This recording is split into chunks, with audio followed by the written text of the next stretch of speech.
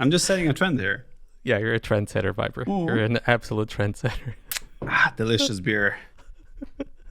All right, let's get going. All right, hello there, everybody. Thank you so much for tuning in. I'm Mojmocha. And I'm the Viper. And this is episode 14 of The Town Setter, your podcast dedicated to all things Age of Empires. And in today's show, the Warlords 3 first qualifier is complete, and in keeping with the recent tradition, there have been a lot of upsets and surprising results. Then, remember me telling you that a few of the former AM players might have found a new team? I have some more information on that front that I'm willing to share. We also have a few Red Bull updates for you, and then in the second part, we'll have the honor and pleasure to welcome one of the biggest names in the RTS scene writ large, Grubby himself. If you enjoyed the video and you want to support our work here, feel free to like, comment, and subscribe to the channel. That would be very much appreciated. You can also subscribe to our Spotify channel, which will give you early access to all our videos, and if that's how you prefer to listen to us, don't forget to rate us 5 stars. So just as I was saying that, I was thinking, do you want to put Grubby on the spot right at the beginning of the interview by asking him, do you know what the number 14 means in the context of Age of Empires 2? I think that would be, we want to make our guests feel comfortable, but not too comfortable, you want to. I thought the point was bringing guests on to make them uncomfortable here. Uncomfortable, yeah, there you go. So that would be a perfect I think he way to knows start. 14, but if 14 was something else in Age of Empires 4, I don't remember. But I think he should know AoE 2 14. We can try. I actually didn't even think about taunt in Age of Empires 4. I don't think I've ever heard them. Are they like as good? They didn't have audio taunts. They only had text taunts, I think, at the start of the game. So it would be like you would type 1 and it would show the text, yes, but no sound. But I think they have added sound since then. There was a lot of things missing at this launch of the game, but I think there were a couple of things. Yeah, there were a couple of things missing for sure. Hey, it just hit me today. Dude, it's like 1 month till the baby comes, isn't it? 2 months. Is it July? I thought it was 14th June. of July. 14th of July, okay. Yeah. Somehow it just hit me that I feel so sorry for you, man. Even though I heard that, well, it depends. It varies a lot. But I heard that with one baby, yes. It depends a lot. It does depend, yeah. Yes. I heard that with one baby, things can be really bad, or they can be sort of okay.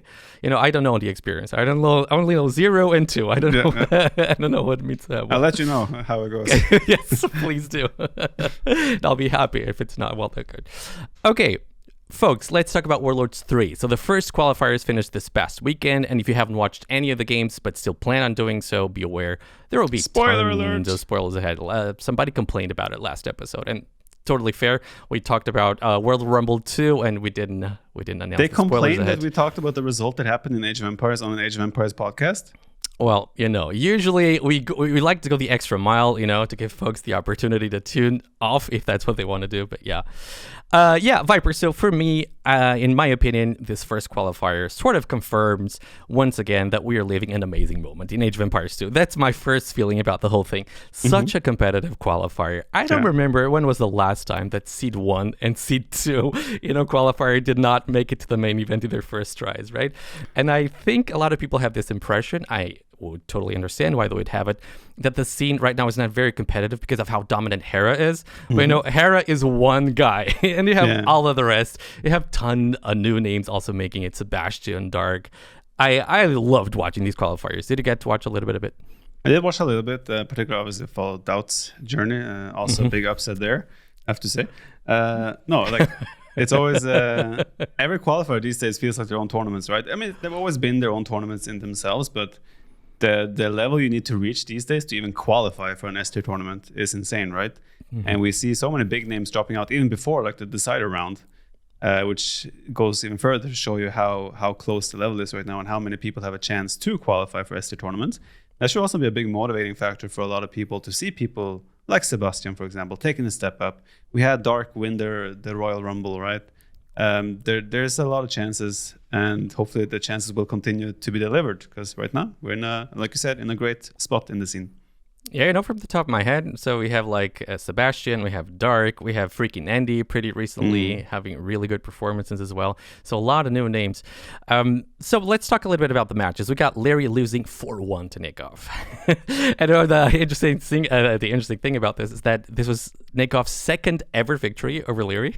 Oh, he lost 10 series against Liereyy, and this was only his second victory. And the victory before that one was a best of one. Okay. I think it was one of those show matches for King of the Desert. I believe it was like King of the Desert Express. That's what they called it. And you know, after Nikov's victory, I made a note to myself that I was ready to talk about how, you know, the old guards, the old schoolers of Age of Empires who are making a little bit of a comeback. You have Nikov doing really well. You have Dow doing really well. You have ACCM doing really well. And then ACCM loses to Fashion in the next day. But you know, you still can make the case, I believe, that a lot of the old schoolers are doing pretty well. And, you know, in my opinion, I believe this really speaks for the quality of the game as a strategy game. You do have to be fast, of course. There's a very physical aspect to the game as well, but also strategy plays a huge role, right? Obviously, I mean, we've seen very recently there was a documentary released on a certain legend of the game. Oh, I think I saw it, yeah. And that guy has also expressed that how much he had to change his game, right, to keep up. And I mean, like I said, there's a reason he's still competitive to this day. It's because he's able to adapt and he's thinking all the time, coming up with strategies and ways for him to still keep up. And yeah, or in the end, strategy will be key in a strategy game. Surprise. Age of Empires is one of those games where you need to be good at everything, but strategy in the end, I think, is still the most important thing. I also think it's pretty interesting. I just heard, somebody told me, I know about the limited Viper account, of course, but I just heard that you made it to 1600 without losing a single game. I find that ridiculous. When I heard about the conditions of that account, I thought you would make it to maybe, I don't know, 1500, 1600 without losing a game. No faith in me, huh? No, that's not the point. That's not the point. I watched one of the replays in your in those games, and I saw your EAPM was 16, and you beat a guy with 70. So 7-0 EAPM. How is that even possible? Because it's a strategy game. Well, yeah, there you go. There's obviously a very big physical aspect, and speed reflexes, all that plays a huge role for sure. Yeah. But it's mind-blowing to me that strategy plays such a big role still. Again, it's a testament to the quality of the game, in my opinion. Absolutely. Yeah, for sure. Like, I think speed, micro, ability to be quick, all that stuff should be important, right? But that's also, like you were saying, it's a beautiful part of Age of Empires that you can still outplay a guy, despite being, in this case, like 1/5 of his speed, right? Doubt has done that for years. So, like I don't think there's anything else to say. It's just a beautiful game, right? And the fact that Limited Viper can go to 1600 undefeated, 19-0, is also a great showcase for that. I feel a loss is coming soon, though. It's getting more and more hard to play. It's getting harder. Yeah, it's getting really hard. I thought already with 2 of those games, I already thought I would lose. But yeah, just making the right decisions and making the right units and doing the right things at the right time. Still, it's going to be faster than... what was the famous quote?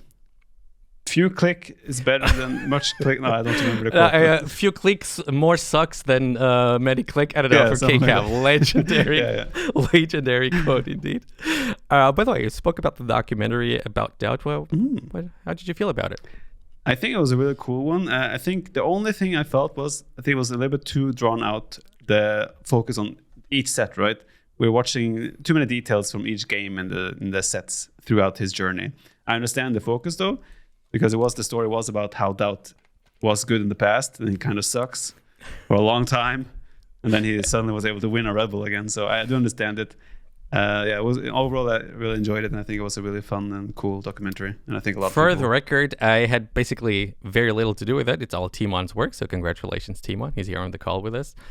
I just got a script and I read the script. That's basically it. And I trained my epic voice a little bit. You know, I did tell you this last time. All right, so we have ACCM losing to Sebastian, and this kid has been having incredible performances lately. Yeah. So we have a Hidden Cup 5 main event participation for him.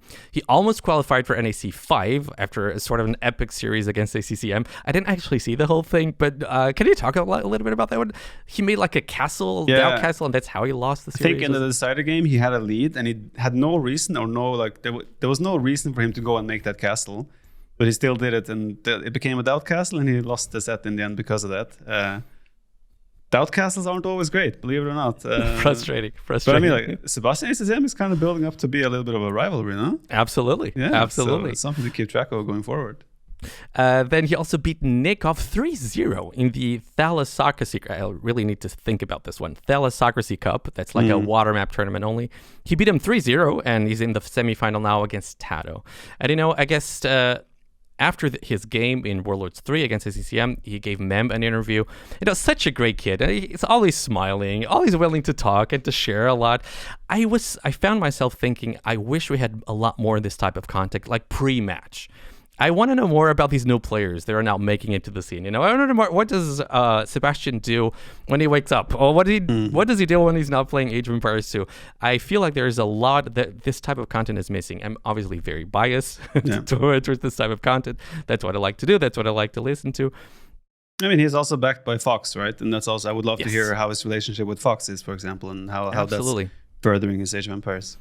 And you know what? I think this is one of the things that people who are not really hardcore interested in the competitive scene, this is one of the things that would make them maybe get a little more interested, because people love stories. People love narratives, and you need to give them these narratives. So I feel like if we get a lot more of this content, in this case, it would be ideal if Fox produces the type of content with Sebastian and Margugu or whoever else is in the team. I feel like this would help get a lot of people who are only casual viewers of Age of Empires get a lot more interested, because you know this from sports, right? If there's a team playing that you don't really care about, I guess you're going to be watching it, but you don't really care that much. But if you do know and you know the story of the players, I feel people would be a little bit more interested. So I hope a lot more of this content makes sense. It's definitely the case that if you get a little bit more familiar with someone, you definitely get more invested in their games, right? So it goes without saying. Have Fox already had their LAN practice thing that they were like inviting everyone to train? Good question. I do not know. Because I would expect that's a great opportunity to make content, right? For Fox. So if they haven't done it, I hope they do some content from there. Yes. If they have done it, where the hell is the content? Where is it? No, I think it'd be June or July. I would assume it's like in the middle of summer, I would hope. Cool. Then Doubt makes it. He breezes through hard in that game, basically winning 4-0. And that means all Gamer Legion players make it to the main event. There was a pretty funny stat in the games against Heart. What was it again? So Doubt's peak EAPM was lower than Heart's average EAPM.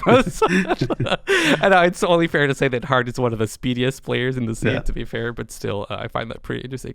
Doubt was saying that he feels like the settings in Warlords are pretty much favor him. These are sort of the best settings that he could wish for. Why do you think that's the case? It makes sense, right? Because there are all the categories, which add strategy into the draft as well, in terms of picking the right maps, banning the right maps or categories, and then the follow-up save draft afterwards, right? If you have a good tell of, okay, this guy will always first pick this map from this category, you can even let him have it and just prepare a counter strategy, for example, to the way he wants to play that map. So I think Doubt puts a lot of thought into the draft in particular. And I think that's where Doubt as a pure player still has chances against almost everyone, right? But if he grabs those extra 5-10% chance from the draft, that's where he becomes really dangerous.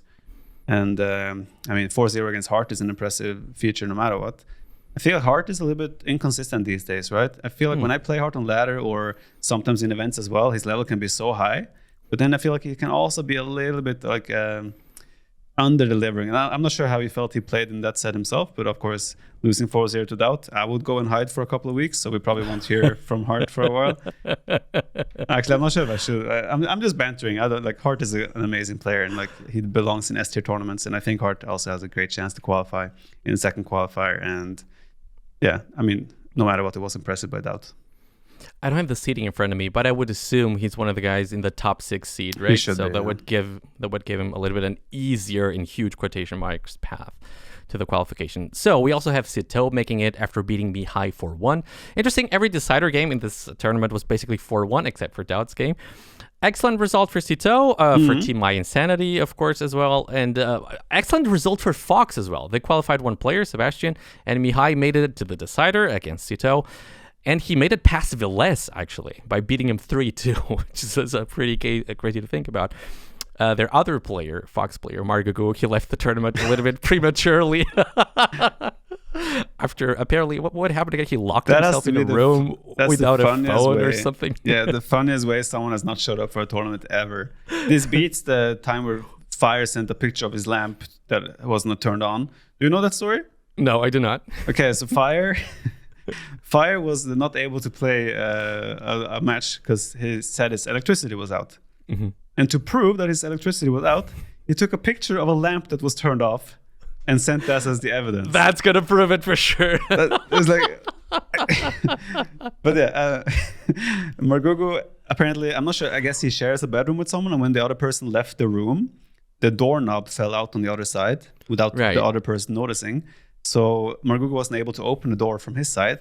So from what I understand, he spent 7 hours locked up in his bedroom. He didn't have a phone, I believe, or he did have a phone, but the phone was out of battery, wasn't it? It was out of battery, so yeah. That's an impressive situation for him. Listen, if this was somebody else, I would call bullshit on it immediately. Since it's Margugu, I can see it being true, actually. He's too humble to lie about something like that. Too humble, it's true, true. Yeah. Fair enough. Okay, so NBL and Barrels also make it. NBL beats Vivi, pretty much expected in my opinion. And Barrels, once again, extremely solid performance. Barrels is always making it to top 16. He made it to the Hidden Cup main event. Unfortunately, he had to face Hera in the first round. Still beat him in two games. So a pretty close set. And people forget, Barrels was at the first Red Bull LAN. Yes. That shows you how good of a player he can be and the performances he can deliver. And I feel like he's also one of those that people just don't give enough credit for what he's doing. He, like you said, he's in every top 16, every King of the Desert as well, and these MEM tournaments. I feel like he's part of the interviews, pre-interviews, and all that stuff. Barrels super consistent and impressive. I'm sure we could even see him in a top 8 performance down the road. Pretty easy for me to say why he doesn't stream. And that's the hard truth, the hard cold fact. If you're not showing yourself on camera, people forget about you. But I don't think he gives a crap, honestly. I think Barrels is the type of guy to not give a lot of crap about that. He wants to play Age of Empires. He wants to perform. I just remember him wearing a "Champions are made, not born" shirt or something like that. Ah, there we go. And I was like, that's sounds like his mentality, And I think he did win. Didn't he win the last Rage Force tournament? Rage Force 4? It was either him or Valas. I'm not sure. I think it was him, though. I cannot speak on that. I don't remember. Sorry. I should know because Rage Force is my territory. But you lost terribly in that tournament. So, your team was not necessarily a teammate. I was Team UT90. Okay. That's all that needs to be said, right? Vinchester, to me, it's an interesting case as well because I feel he has also one of the wildest swings in terms of performance. Yeah. He wins Platinum League 1, then gets relegated to Platinum League 2. He didn't make it to NEC 5, and then completely destroys the competition in the Hidden Cup qualifier. He then lost a round to Doubt in the first round. But wasn't he in the King of the Desert final as well? Yes, he was four. Yeah, yes, I believe it was the fourth one. Yeah. That shows you the peak level they can have, right? But the fact that he now struggled in the first qualifier, and as you said, he got relegated from the Platinum League. He also can have some pretty high lows, or low lows, I guess. Low lows, yeah. Way to say it. It's easy to forget as well, but Vinchester, I remember Vinchester, the first time I took notice of him was during the Arabia Invitational in 2016. Do you remember that tournament? I do remember that one. I think I lost to Riot, and then Vinchester beat Riot. That's absolutely correct. And the interesting thing about that is that he wasn't invited. It was an invitational tournament, and he wasn't invited. There were 50 players that were invited, and Vinchester was not invited. 50? Or 48 maybe. There were a lot of players invited. I'm pretty sure. Yeah, a lot of players invited, and he didn't make it. He didn't make the cut. And then Barrels could not play the tournament, and so Vinchester jumped in his place. That's pretty insane that he made it all the way to the final and lost against Mr. Yo in the final. Lost pretty clearly, and Mr. Yo was already a beast at that time. I think that was the first 1v1 tournament after the Maldives, if I'm not mistaken, or the first big tournament after the Maldives, if I'm not mistaken. It must have been played early 2016. Yeah, it could be. Because towards the end of 16 was the Chinese tournament in China. The Clash Showdowns. Showdown something? Something like that, yeah. That was a team, but that was a team tournament, right? That was a team tournament, yeah. That's where we all went there to China for the first time, and Team Tyrant. And you got sick, and you had to stay there at Yo's place. If you guys are interested in hearing that story, we actually talked about it in the episode with Mr. Yo. Yeah. I think episode 4, if I'm not mistaken. Okay, so those were the 6 players who qualified in the first qualifier. The second one has already started this week, and it will run until May 26th. The 12 players who qualify in both qualifiers will then join Viper, Hera, Tato, and Yo for the main event, which will happen between the 1st and the 9th of June. Every single game of the qualifier will be streamed by Memp on his Twitch channel. Dave has streamed a lot of the qualifier games, so I'm assuming he's going to cover the second qualifier too. T90's taking a little bit of a break from Twitch, but I do seem to remember he said he'll be back in June, so I'm hoping he'll cover a little bit of the main event too, because obviously I want to see big numbers for this tournament. I saw him streaming the other day. So is the break over? Very sporadically. That's what he said. He'll be okay. streaming sporadically, but like he go back to the grind, so to speak, in June. That's what I remember from his video. There was a video on his second channel, if I'm not mistaken. Okay. All right, Orion, at this point, I'd like to report on something that might have flown under a lot of people's radars. Not mine, obviously. And it has to do with what we talked about like 2 episodes ago, I think it was, which is that there are a few indications that some of the former AM players might have found a new organization, or new organizations, we don't know. My timing was a little bit off. I think I said it was 2 weeks until the announcement. Now it's been 4 weeks, but you go, close enough. So on Discord, there was a post from Meister Lol that reads, Liereyy will have some motivation in a couple of weeks to grind extra hard. And this could be just a totally random and innocent post. Just quickly, Liereyy is Liereyy for those who aren't. True. Sorry. Absolutely. Very important clarification.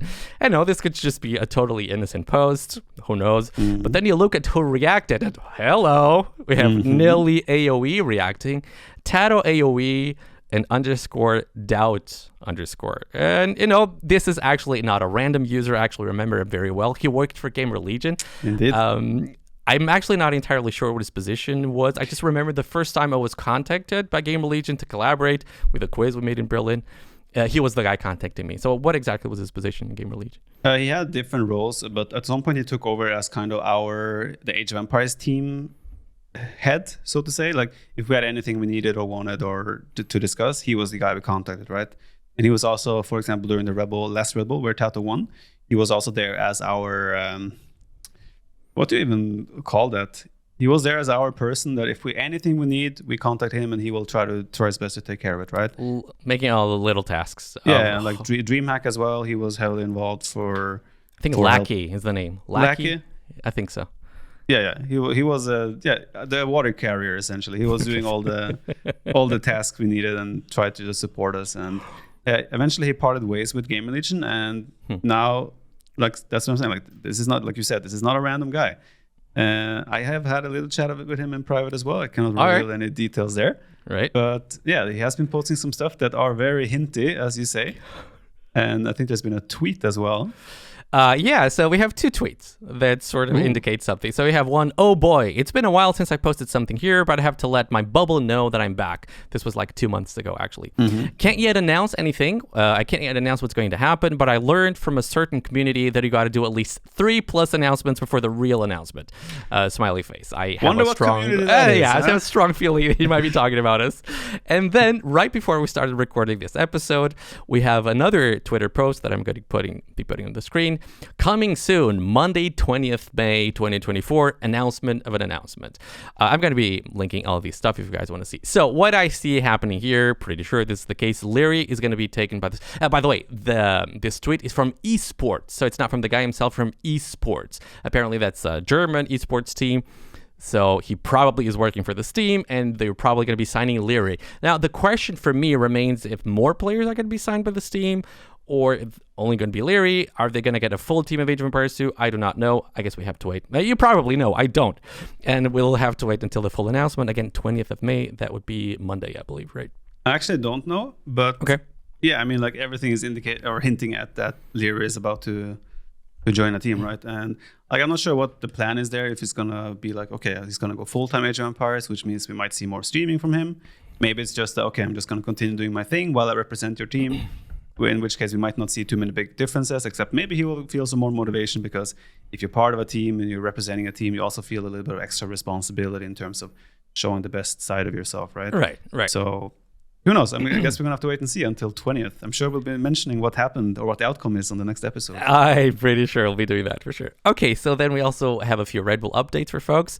Viper is officially announced as the second invited player for El Reinado. Why the hell didn't they announce it right away? I'm so confused. I was hoping the reason that they didn't announce it was because they were preparing like an epic announcement video like they did for Tato. Well, I guess he wasn't worth the money. Sorry, man. But dude, they asked me, they wanted me to come to seriously? Spain. Yeah, they wanted me to be there and record something with Tato as well. Unfortunately, it didn't work with my schedule, so I couldn't go there. I don't know. Now you regret it. The video was pretty sick, so yeah. Don't you regret it? Yeah, for sure. Yeah, but it didn't really work for me. But yeah, like I'm not sure how they envisioned it, but I also feel like if I went there, my role might have been a bit degrading, given that Tato was the champion. I might have to like play like the so there's a risk. That's the reason. There's some risk as well involved, but no, it would have been really cool to be there. And I don't know why they delayed the announcement. Also, people ask me why did I get invited.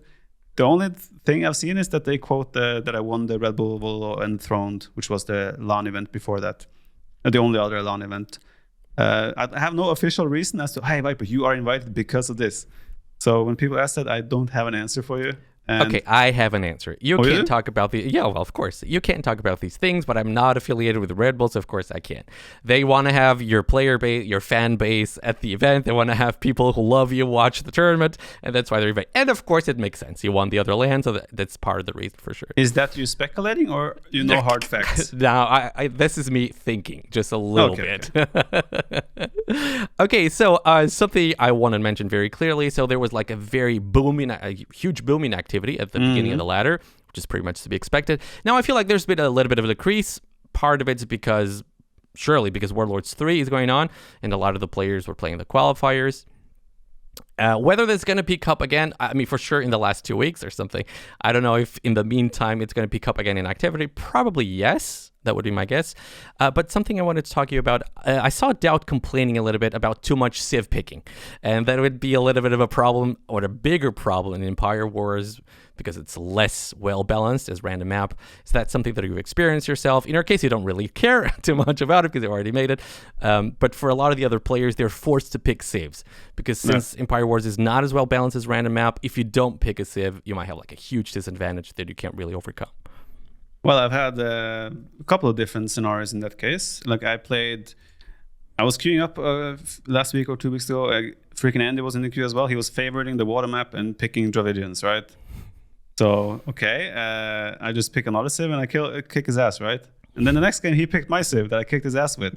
You know, so I think I saw it. I saw that, yeah. People might not know what the best Civ is even, right? Okay. So, for all they know, like they're picking a Civ they think is best, but then another person might have a counter pick. Like we might have a whole meta developing week after week after week, where the meta and strength of Civs changes as well based on the maps. Now, some maps will obviously always be like the passage will always have the best water Civs will be the best. You have Shrubland, you will need a great late game Civ because they're so like stalemate. But then you also have like Huang, right? So every time I get Cliff, he favors Cliff. It's the Sakatra, isn't it? The Sakatra map? Yeah, the super guy, and he just goes Saracens and instant market, instant castle. That one just actually like legit triggers me because it's just the same thing. Have you seen how many games he has played already? Ridiculous. It's insane. 570 or something. Yeah. People did the math. It's 40 games on average a day. 40 games a day on average. I can't do that a week. To be fair, Empire Wars games do tend to go a lot shorter, but 40 games, ridiculous. Yeah. In the meantime, he had a show match with Nilly too. True, yeah. Apparently he coaches too, if I'm not mistaken. I'm not sure. I mean, he's streaming, right? And then we also have the other end of the stick where Doubt is complaining probably. Like people are picking the best Civs all the time, right? And maybe Doubt for the time being is just playing random, right? To experience the maps. And I mean, in the end, people have to be allowed to pick the best Civ if they want to try and get a good result, right? Because this ladder is all about climbing the stairs and getting to the top. So I think it's completely fine. But of course, as the closing weeks arrive, there's going to be a lot of repetitive Civ picks on every single map. Personally, like I'm excited for it. I think it's going to be fun because people cannot hide. They have to show what they think are the best strategies on each map, right? If they want to try and qualify. So for me, it's exciting. Obviously, I'm lucky to be invited that I don't have to worry about it. But I know Doubt also has complained that me and Tato are playing ladder, but obviously we're going to stop playing ladder a couple of weeks before the thing ends. And yeah, I mean, Doubt just has to suck it up and pick Civ himself. regarding the activity, by the way, it was obviously natural that it was going to have like a big hype initially, right? As people want to explore the maps and see what it's like, and then obviously now the focus is shifting. Everyone is trying to qualify for Warlords, and then the focus will be on Warlords. But after Warlords, I do expect Empire Wars to be, or the Empire Wars ladder to be the main focus. Main focus of players. Yeah. Perfect. Okay, then there was an interesting post by Ashley on the Red Bull Discord server. So she works for World's Edge. I believe she's like the community manager, if I'm not mistaken. And it's I guess it's a post that one can spin in whatever direction one would like to do it. You can see it as a positive thing or as a negative thing. In any case, this is what she says in the post. Let me get it up here. I don't need to read the whole thing. The Age of Empires team has identified several high-rated players who are using multiple accounts and took enforcement actions as appropriate, with the goal of educating players who may have been unaware of the policies. So, again, you can see this any way you would like. You could say, oh, cheating is happening, or you can see it, which I'm gonna choose to see it this in a positive way because people complained I was being too negative last time. So I'm gonna just see this in a positive way. Microsoft is watching, and they're taking measures to avoid this type of behavior. And, in my opinion, what I think is happening here, Orion, is a lot of people who probably don't understand English all that well and didn't read the rules properly or something like that, and they're being educated on it, which I guess is cool. I mean, I have a really hard time believing anyone within the first 2 weeks of this have already started using multiple accounts with the intention of abusing the system, right? Yeah. With over 2 months to go. Yeah, to me, it doesn't really make sense. I would agree with you. I think it's just people that were not sure or aware of those rules. Mm-hmm. Maybe they just wanted to get some training in on the maps and didn't think about it. But like I said in the previous episode, training has to be happening on the... It has to happen on off camera, if you will. Mm-hmm, you cannot be training on the ladder. Ladder is the tournament. So training and preparation has to happen outside of that. But yeah, like you said, it's great news. Microsoft are already watching, and they also encouraging people to, if they see anyone doing this, report them, right? So they can be looked into. Yep.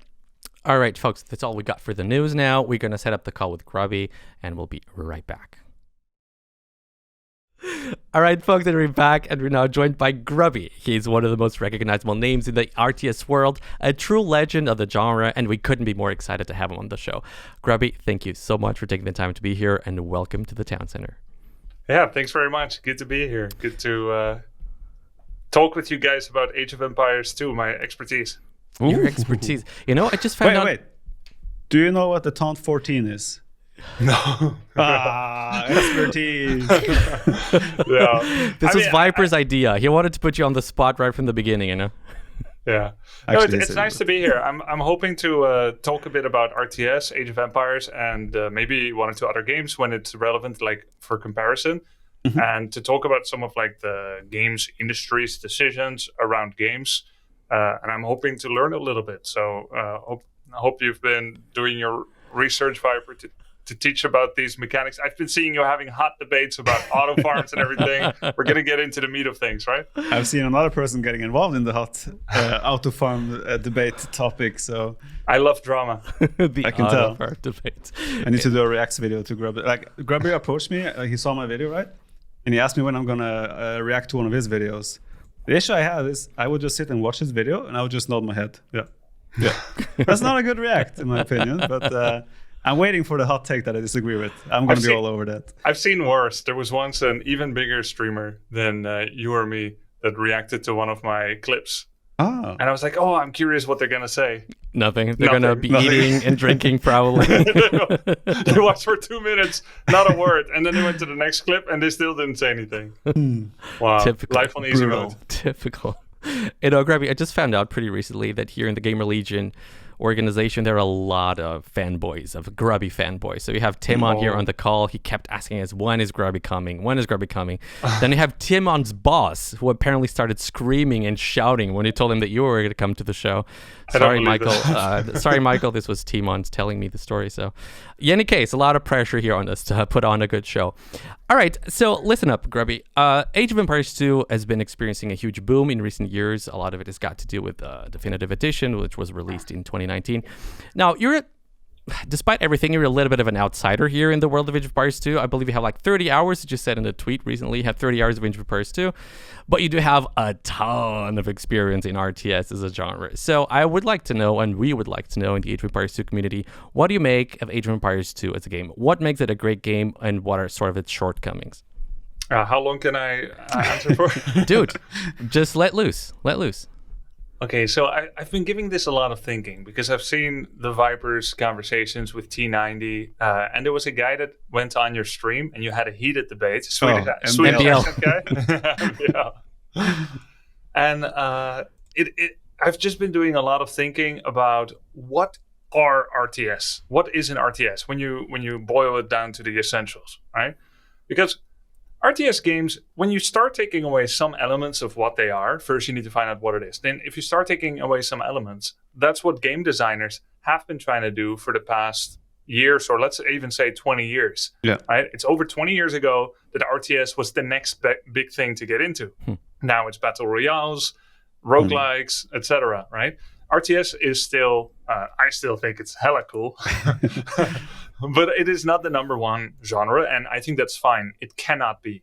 Yeah. RTS cannot remain itself and also be the number one genre, and we should definitely stop trying to think of it as, we want it to be the number one. I don't even think we can want it to be mainstream. I don't think it makes sense, because whatever you end up with is not going to be quite RTS anymore. That's my initial opening statement on that.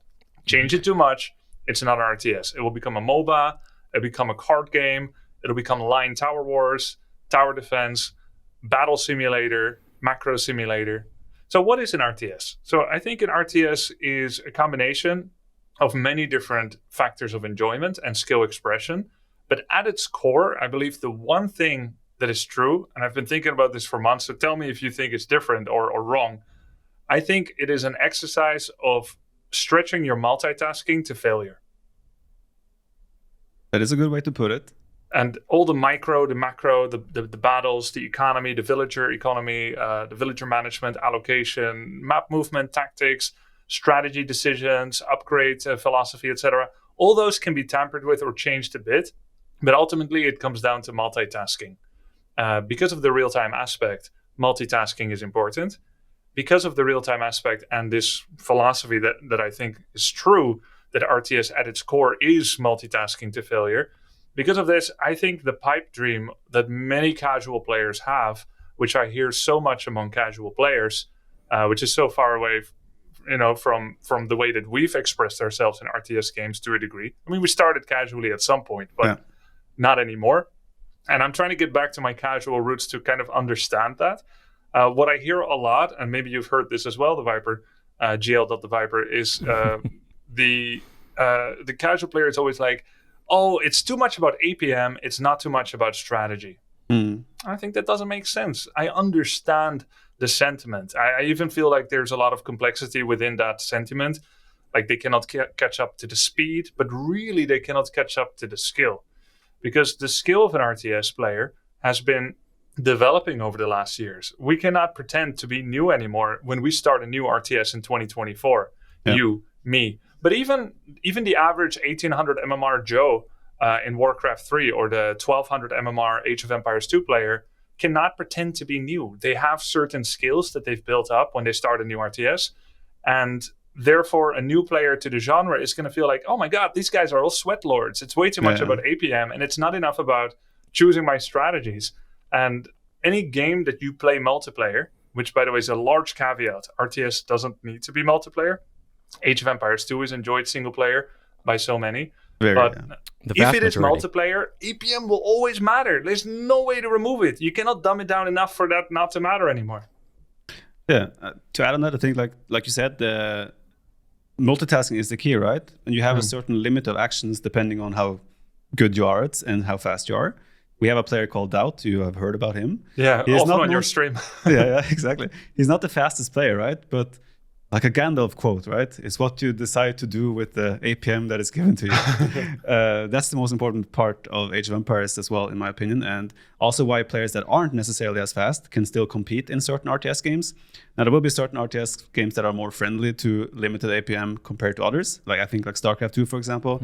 If you look away for 1 second, you can get instantly punished. Then you have like Age of Empires 2. You can look away for longer periods of time because the game is a bit slower paced and it's not as unforgivable as StarCraft 2, for example. And you have other games like AV4, for example, which I feel like landed a bit in the middle ground. I think Warcraft 3 is also a little bit towards StarCraft 2 direction, where like you look away for a second and your hero gets caught off guard. That can switch the game in an instant. But overall, I feel like you will have a limit as a player in terms of how much time you can spend on a certain action.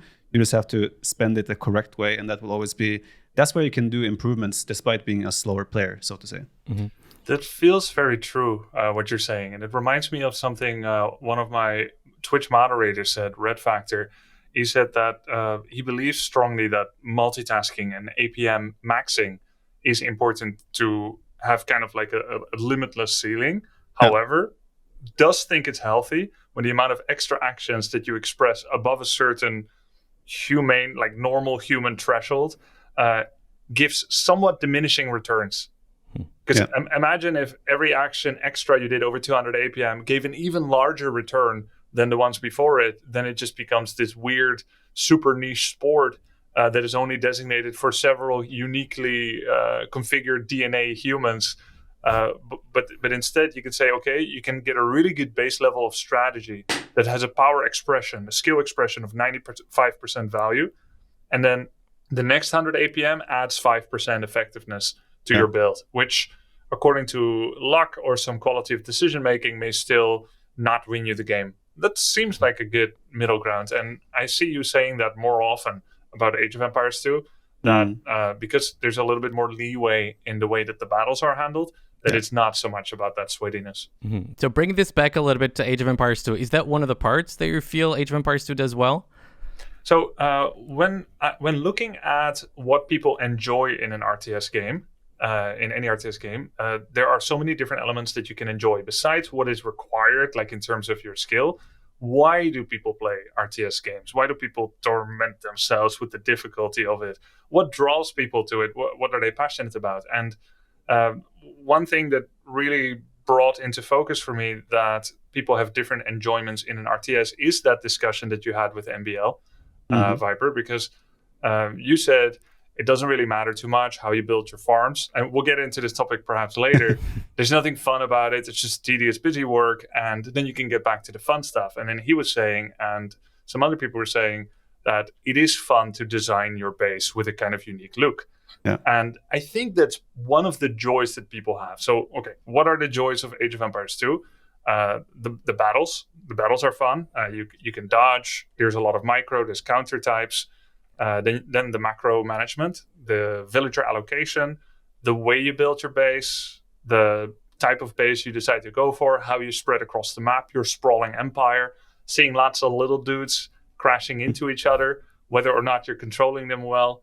The little mini quests, like, retrieving the relic, the differences and the little idiosyncrasies of every civilization, a little bit more similar than in Age of Empires 4, but by far different enough from all of each other that you can start to try and master some of them, so you can become characteristically affiliated in your own mind or other people's mind if you're a more famous player with one civilization or another.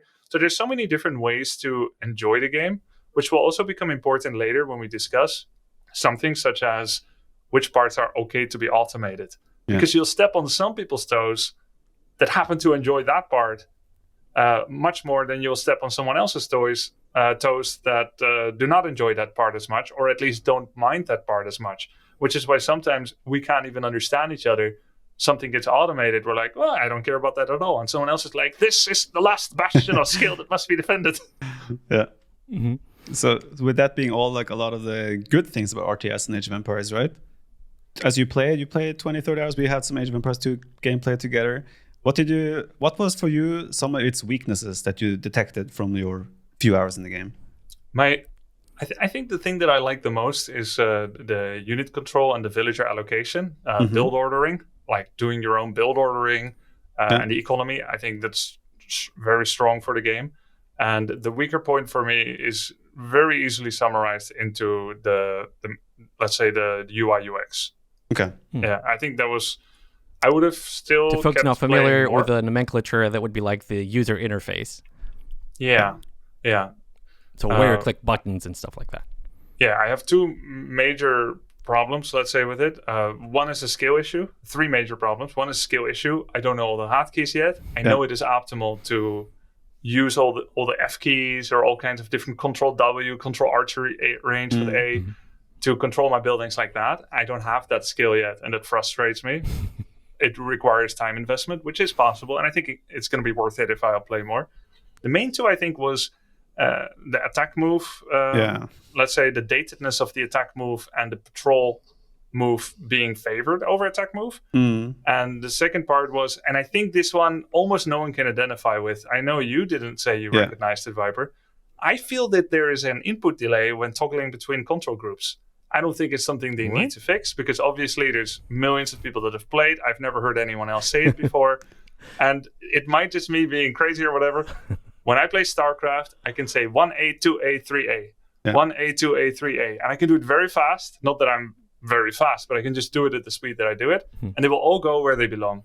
And I feel like in Age of Empires 2, when I do it, one wrong group will go to the same place as another. And of course, I could suddenly be bad, but I keep going between the two different games, Starcraft and AoE, AoE 4, AoE 2, Warcraft 3, AoE 2, and I do the same thing in every game. And in AoE 2, my villagers go to the middle of the map. But in AoE 4 or Warcraft 3 or SE2, that never happens. So I don't know what is going on. I can't reproduce it. I don't think anyone else cares. Therefore, I don't think it's ever going to get changed. And that was a little mildly frustrating, because I keep getting villagers to the middle of the map, which makes me feel bad. No, but it's not only your trust. Like, I have the issue because I have my town centers on control group 5.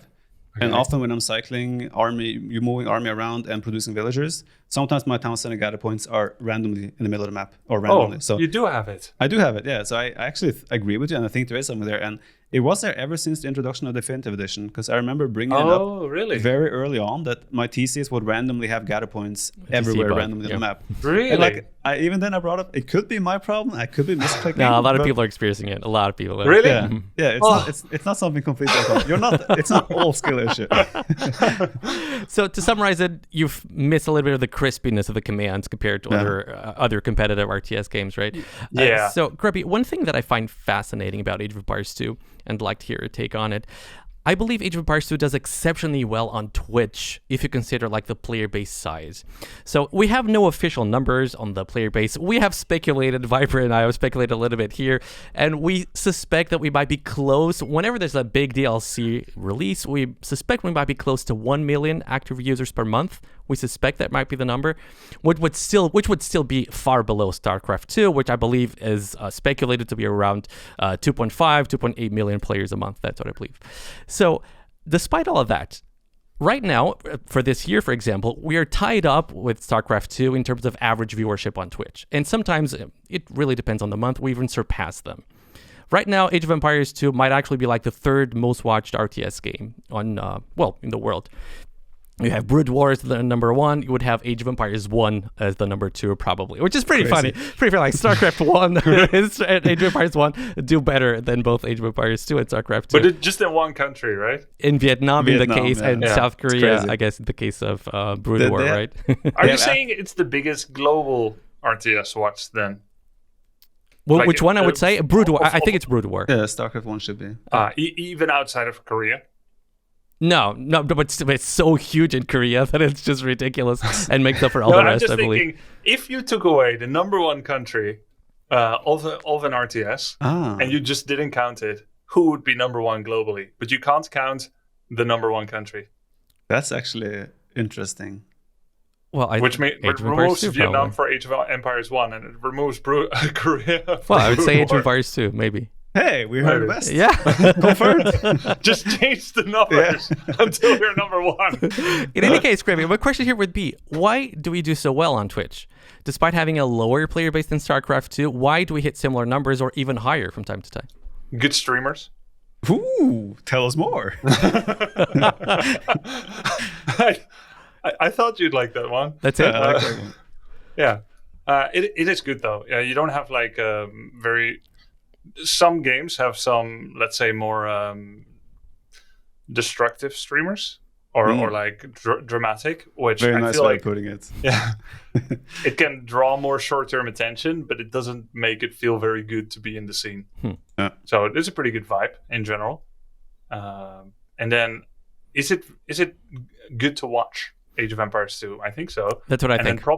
And then probably it's a lot of people that don't play anymore that prefer watching. Mm-hmm. That's my take, and I'm very glad they're actually saying it, because I believe Age of Empires 2 if you take all the RTS games, is one of the easiest to understand.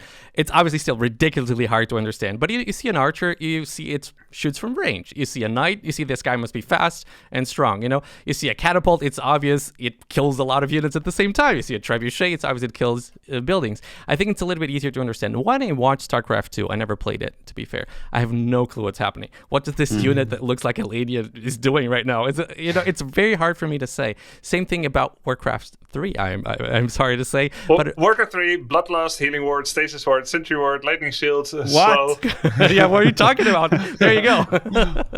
Yeah, no, that's true. Warcraft 3 is not very intuitive to look at. I do like that about it, and people that watch it like that about it. It's like you can't really tell who's winning.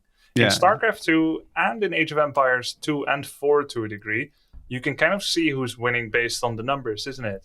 The score, the resources, the map spread coverage, and the supply count. But in Warcraft 3, there's no such thing that you can easily know it. I could be watching a pro game as an expert of the game, and I still don't know who's going to win. That's interesting. Okay. I tune into a StarCraft game halfway. I'm like, Terran 167 pop, Protoss 111. This game is over. It's over. Yeah. We have that a lot in Age. I used to have a lot more in the past where it was like, okay, I got to a stage in the game, let's say early castlage, mid castlage, and I know I'm going to spend 15 more minutes at least to kill him, but I know I have won the game already. And like you have those moments as a player as well without seeing everything. You just know the game is over. I imagine it's the same in Warcraft, but in Warcraft, it's a little bit more, there's more combat potential compared to these other more macro-oriented games. But I really enjoyed it as well, Warcraft. Like, in my opinion, Warcraft, if there was ever to be another RTS made that I would choose Warcraft 4. Because I just think the framework and the layout, like the basis of Warcraft is a potential for an amazing RTS game. I like it's not that much population space on the map all the time. Hero management is always fun for any player that likes to micro around a little bit. And economy management is fairly simple. So I think that is kind of a really good basis for an RTS game. Did you ever become a fan of the upkeep management? Upkeep was difficult as a guy that comes from Age of Empires, right? I do like the idea of it though, because it's like it also is a decision. Like you have to make decisions around it, right? And I love RTS games that further and give you a lot of choices to make. And upkeep is part of a decision. You obviously have to decide how to spend your population wisely in Warcraft 3, and then you make that big decision. Okay, I'm just going to surpass my upkeep now, so my whole income will be very low, but I'm going to have this massive army and just try to win the game, right? I love when RTS games have decisions to be made, such as those. And it's not like in Age of Empires, we have what we used to call the button. There was an upgrade for a civilization where you do that upgrade and all your villagers turn into military. And that for me is like, that's too much of a decision, right? Yeah. But I feel like in Warcraft, there's like a nice balance of, okay, you make that decision with the upkeep, and you have a go, but even if you lose your army in that point, it still might not be completely over, for example. Yeah, you start getting richer again once you lose the army, which is pretty cool. Also, to continue about the Age of Empires 2 watchability, you had a good remaster. Yep, that's something nice. I did. Yeah. What does that feel like? Feels great. Thank you for that, by the way. Did you know that Red Bull Wololo, what became Red Bull Wololo, was actually going to be for Warcraft 3 Reforged? I know. that's actually, thank you guys. Thank you, Warcraft. Blizzard. Appreciate it. No problem. We like sharing. Yeah, it's very kind. Speaking of other RTS games, our paths first crossed in Age of Empires 4. We also played the new DLC a couple of months back. Have you watched any AV4 since then? Like, have you any thoughts on the game currently, on the state of it? My favorite player to watch quit. Who was that? You. Okay. I was wondering if that's where it was heading. I didn't want to assume. No, I haven't really watched. I've been, learning some new games, and that's been taking up a lot of my attention. But I think Age of Empires 4 is a very good game. Like, I've really enjoyed it. I enjoy it every time I get back to it as well. Yeah. The main reason that I didn't play it so much anymore is because of viewer interest, which I have to balance with my own interest. Because my own interest was there. Though I didn't love Mongol Tower Rush, but overall my interest was there. Would you still have played more Warcraft 3 if, let's say, if it was the exact same audience as for AoE 2? 100%. Yeah, so it's funny how, you start life as a gamer. You start life as a gamer, as we all know. Of course. And then eventually your personal interests start mixing with your content brain. Yeah. And sometimes it's hard even to tell where your interest comes from. It could be, I don't know if it's the same for you, but it could be a little bit intermingled in your head. Sometimes you're quite clear, I love this game, but I can't play it anymore because there's not enough interest. But sometimes it starts to get a bit mixed. I don't know how it is for you. Yeah, no, I definitely feel the same thing. For me, what I struggle with is when I get really invested into another, like Warcraft started to mess with my mechanics very way too. And as someone that still tries to compete, right, I had to like draw the line a little bit on like, okay, I cannot overdo this because it will have start to have bad effects on my career as a esport athlete, as you will, right? AoE4 as well. I tried to mix in some AoE4 here and there, but it also messed with the way, because they're similar enough games to the point where they overlap by natural existence, right? Now we have auto farming in AoE2 though, so I mean, like now I can start with AoE4 again because I won't be messing with that. But, no, it is definitely correct of what you're saying, right? I would have played Warcraft. I'm still waiting for Warcraft 4. That's my final answer. I'm also curious about this, Grubby. So I think it was 2 months ago, you started reacting to that video that sort of made the rounds in a lot of RTS communities. The next major RTS will fail. This is why. You're pretty late on the reaction train, by the way. That was like, it's a 2-year-old video, to be fair. His videos are really long. Yeah, it's pretty long, to be fair, yeah. Average length 3 hours. Yeah, and I have a huge problem with that video. And interestingly enough, nobody seems to be mentioning this. So the premise of the video, to those who didn't watch it, I'll be linking it in the description. The premise is like, the guy says a lot of the RTS games in these days, they fail because they don't focus enough on the single player crowd, and the single player crowd tends to be by far the biggest, as opposed to like the multiplayer crowd. And he gives Age of Empires 4 as the example of a game that didn't focus at all on the single player crowd, and put a lot of focus on the multiplayer.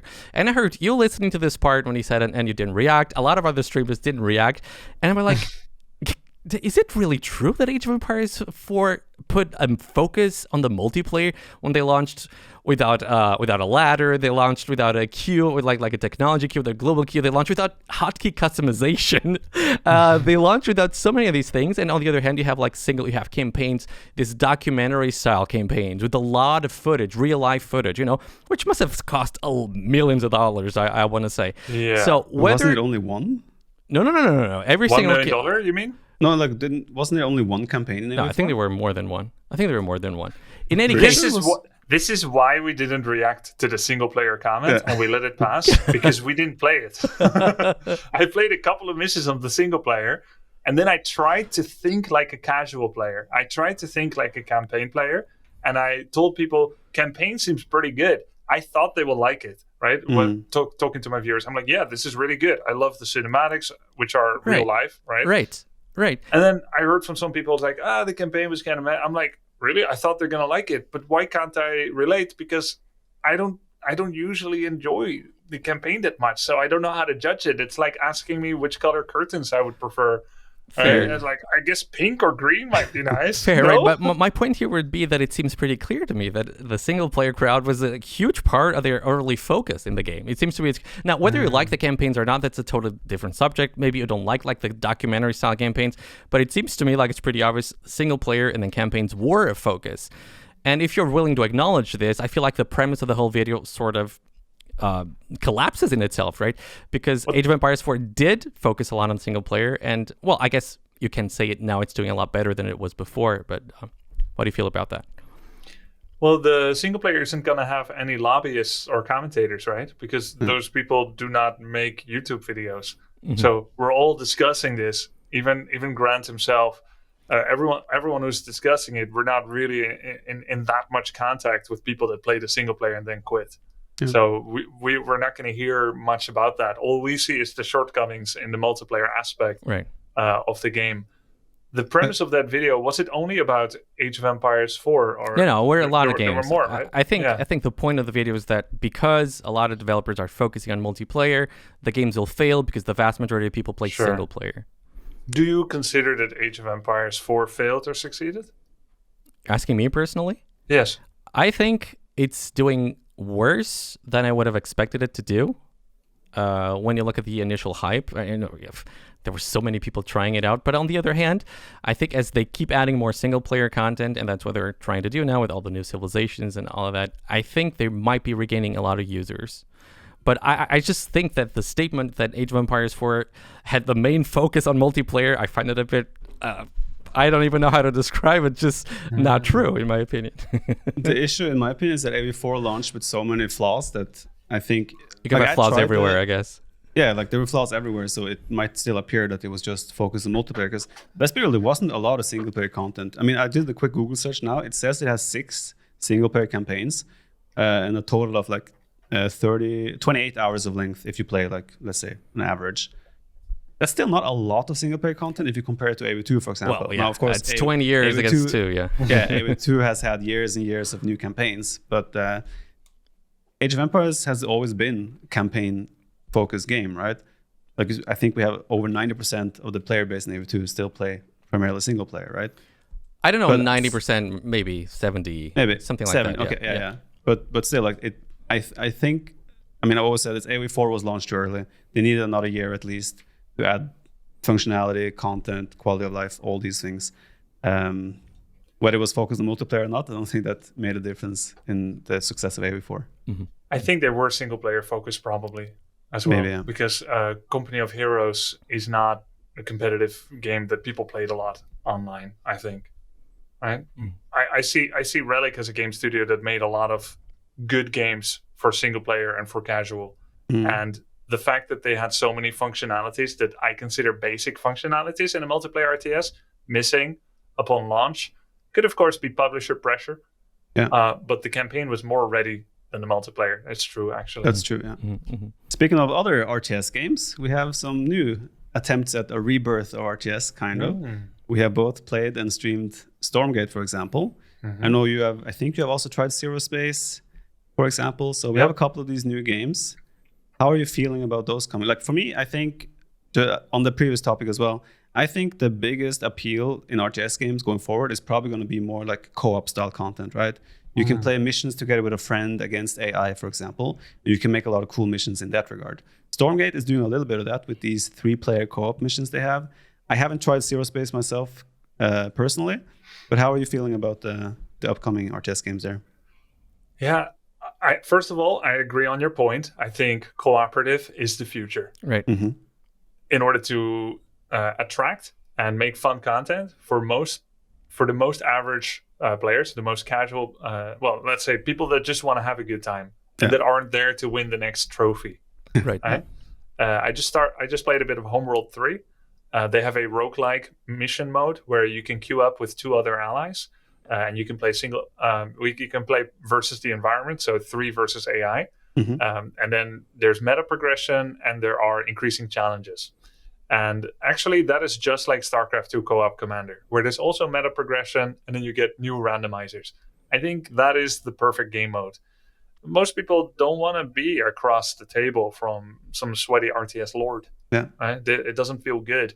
RTS genre and MOBA to a degree have a fantastic ability to make the player, no matter how good you are, feel bad. Like to feel like they're bad.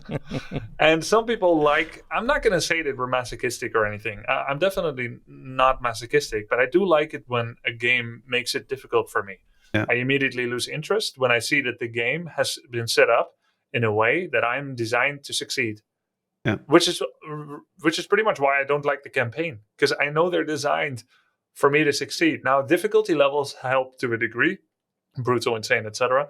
But overall, you're going to get more of a challenge for multiplayer. So I like that. But cooperative with an infinite skill ceiling, like roguelike games, they can add a lot of difficulty levels in layers and randomizers, which keeps it fresh, which is really interesting. And as you said, Stormgate was going for it. But I haven't tried the Stormgate versus AI mode yet. Now, one problem that I see a little bit with Stormgate and with Zerospace potentially, and of course they have the ability to exceed my expectations there in that regard. Neither are done yet, neither are released yet. But Stormgate and Zerospace very much are a product of wanting to do something like what Starcraft did. But I don't think Starcraft succeeded because it was such a difficult game mechanically, because the speed required was so high, and because of their focus on esports. Starcraft 2 succeeded because it came from a reputable developer of a recognizable genre with an extremely good engine, relatively compelling lore, and then even though sometimes the script, the dialogue, and the lore can be a little slapstick or something, but it is at least approachable and you can identify with it. Amazing cinematics. Overall, the spectacle and the fun of the entire story of things. There was a campaign that was fully built out, fleshed out with a minimum of bugs. All of that made StarCraft 2 popular and palatable for people. Then esports was possible. They did think about esports at the grassroots of creating it, because they could no longer be blind to it, Blizzard, that this exists and that this would be a huge marketing buff to their game. But it wasn't that which they focused on, once again. At least not only. They're big companies, so they can focus on many things at the same time. Any game that looks at StarCraft and says, we can make a game that plays out in multiplayer similarly, but it is bereft of the creative vision of art, lore, world building, the feeling, isn't gonna be as esportsy as StarCraft, because not enough casual players want to play it because the world doesn't feel rich. Right. I think Stormgate played well. I had bias against it because I don't like how it looks and I don't like how it sounds, and it feels very bare bones to me, and it's not ready yet, and I prefer playing more finished games.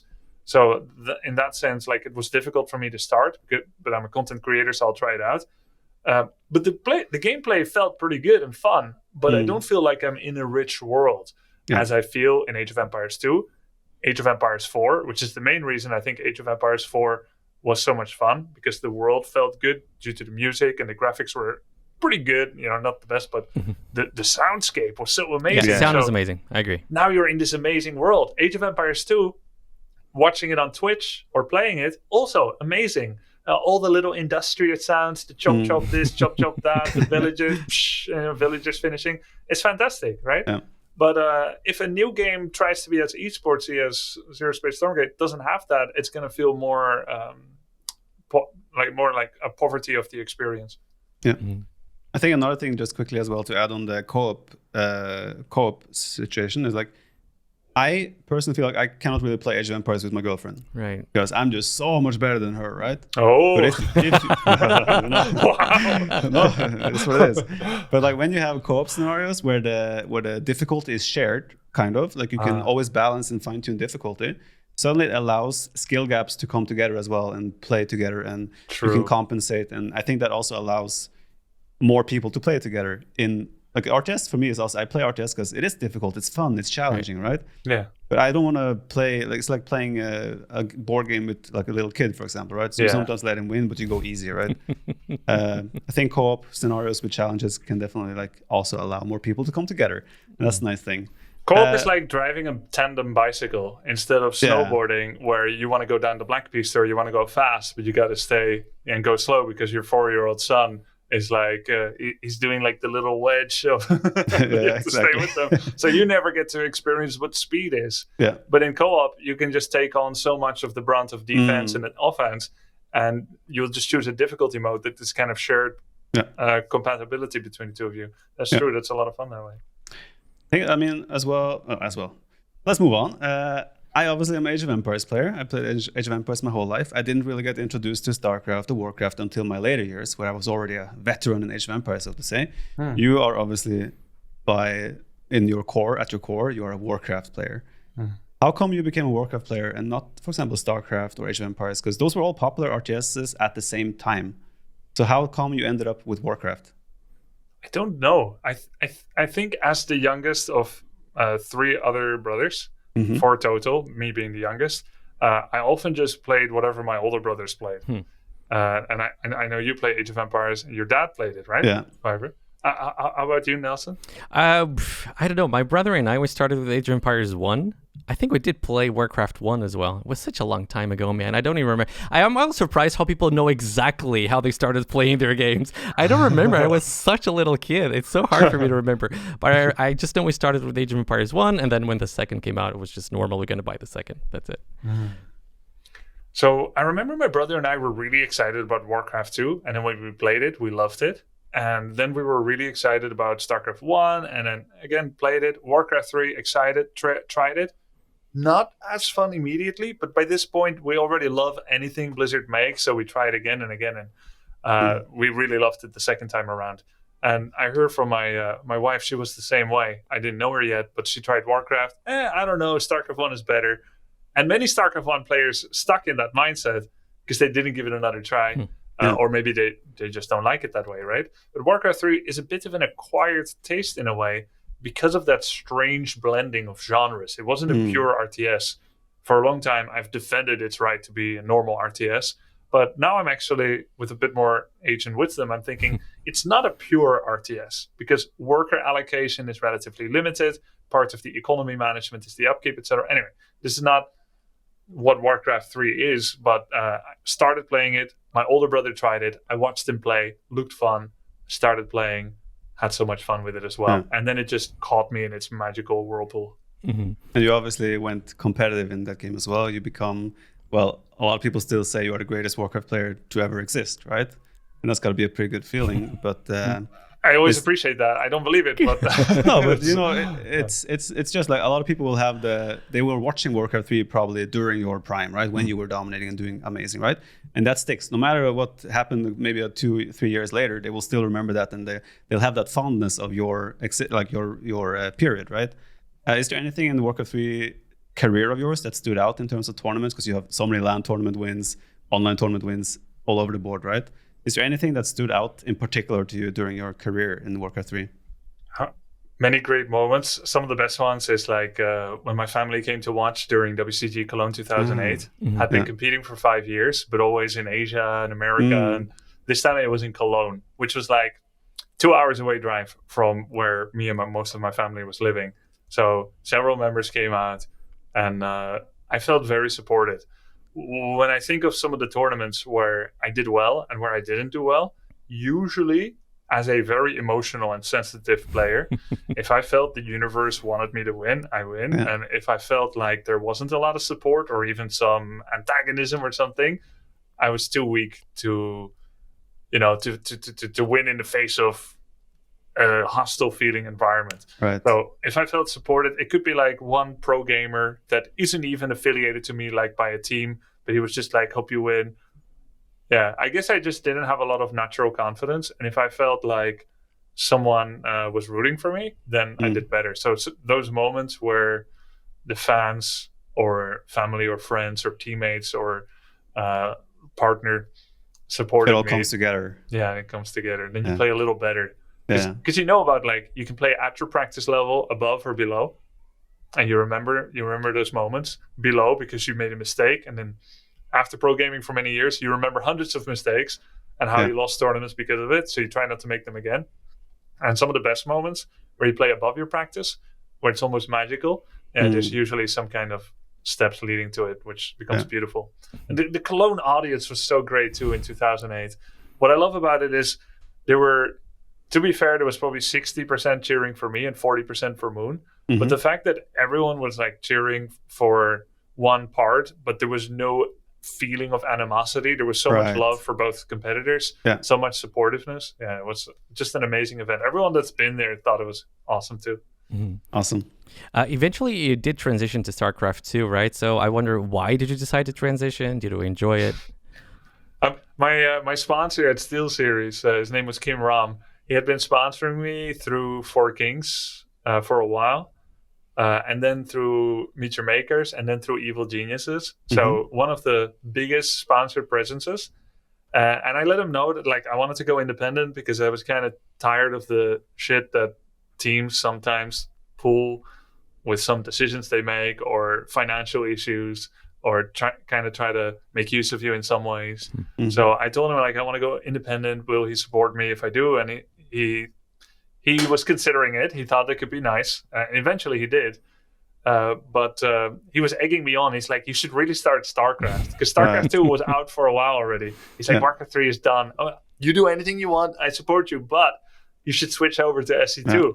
But I felt like I kind of needed to be the captain that left the ship last because not that I am Warcraft 3. I'm not the gatekeeper of or the owner of, but a bit of an ambassador of and the last bastion of Warcraft 3 in the West in terms of players.